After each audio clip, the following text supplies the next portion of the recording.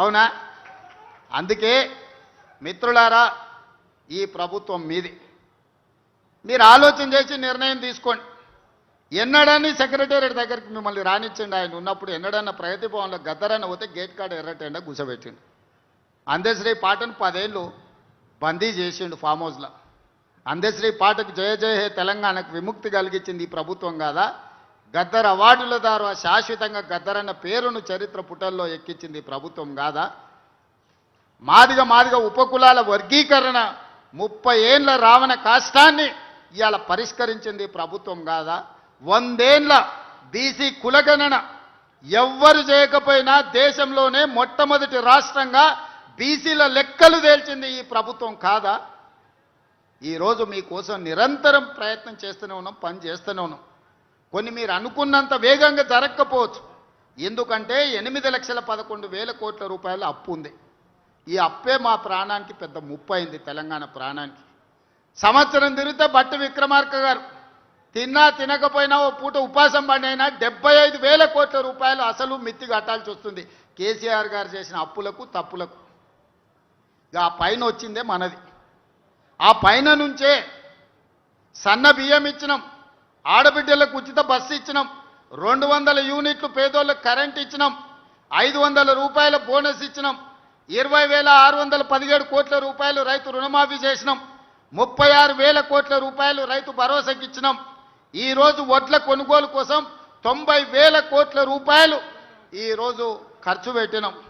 ఆడబిడ్డలకు 1000 బస్సులు కొనిచ్చినాం, 1000 మెగావాట్ల సోలారు విద్యుత్తు చేసుకునే వ్యాపారం ఇచ్చినాం. హైటెక్ సిటీ పక్కన 1000 కోట్ల రూపాయల భూమి ఇచ్చి వాళ్ళు తయారు చేసిన వస్తువులను అమ్ముకునే అవకాశం ఇచ్చినాం. 60,000 కోట్ల రూపాయల బ్యాంకు లింకేజ్ మహిళా సంఘాలకు బట్టి గారు సీతక్క ఇచ్చి ఈరోజు మహిళల్ని కూడా ఆదుకునేంత గొప్ప పనులు చేయడం జరిగింది.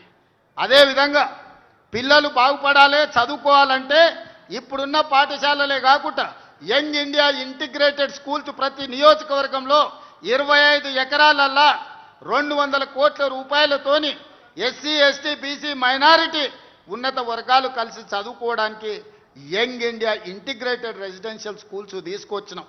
మొన్ననే ఆరుట్ల తెలంగాణ పబ్లిక్ స్కూల్ను ప్రారంభించుకున్నాం.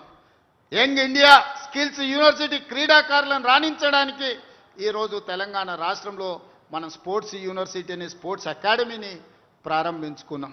మిత్రులారా, మీరు ఆలోచన చేయండి. ఇవన్నీ చేసినవే కొన్ని చెప్పిన నేను. మా వాళ్ళు చేసినవి చెప్తే వాళ్ళ ఇంట్లోకి వెళ్ళి కూడా బయటికి వెళ్ళరు. కానీ రోజు బామ్మార్దులు శరోదిక్కున ఎక్కడ పడితే అక్కడ అబద్ధాలు ప్రచారం చేస్తున్నారు. ఇక అవి నమ్ముతలేరని కర్ణాటక మహారాష్ట్ర పోయి అఘోర పూజలు చేసిరా. ఊర్లల్లో చేతబడి చేస్తారు కదా, ఈ రాష్ట్రంలో అయితే పోలీసులు నిఘా వాళ్ళు మాకు చెప్తారని తమిళనాడు కర్ణాటకలో పోయి అఘోరారావు పోయి చేతబడి పూజలు చేసి వచ్చిండు అఘోరాలతోటి. ఇంత ఘోరం ఉంటుందా?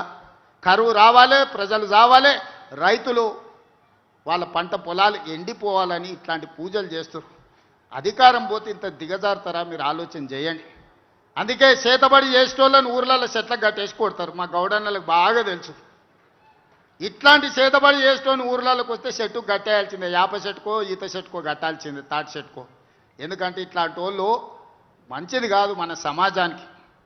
అందుకే సోదరులారా, ఒక మంచి కార్యక్రమాన్ని చేసుకుందాం.